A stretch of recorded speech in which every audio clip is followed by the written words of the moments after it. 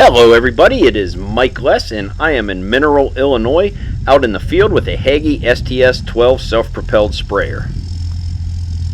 Just going to do a walk around with the GoPro of the machine first, because once he gets into the tall corn spraying the fungicide, got some great drone shots, but you can hardly see the sprayer, just the top of it. So just walk around her here, get a good look at it, show everybody what the machine looks like. And this machine here has a 120-foot boom on it, and he's parked at the end of the field here waiting for the tender truck to come and bring him some more product. Hagie sprayers are built in Clarion, Iowa, and they were the first company to produce a self-propelled sprayer.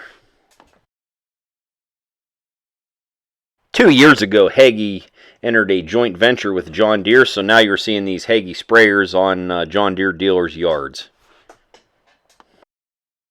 Prior to that, they were sold, it's my understanding the farmer bought these directly from the company, and they were sold and serviced by the company itself versus a dealership.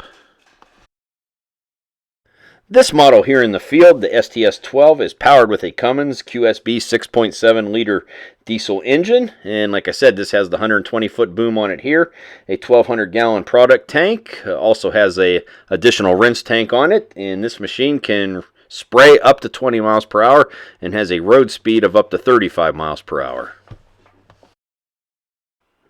Applying fungicide in this tall corn with a self-propelled sprayer is something that is really catching on, especially the last few years. Prior to that, most of this was applied with either an airplane or a helicopter.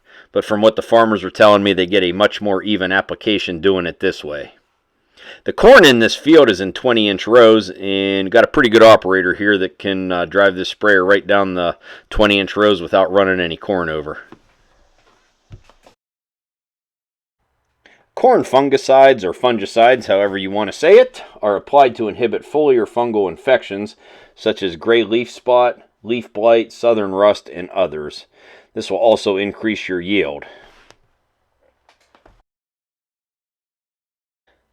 There's still some debate out there whether this is worth the cost and the time to do it, but farmers that have been doing it obviously swear by it and have seen an increase in yields.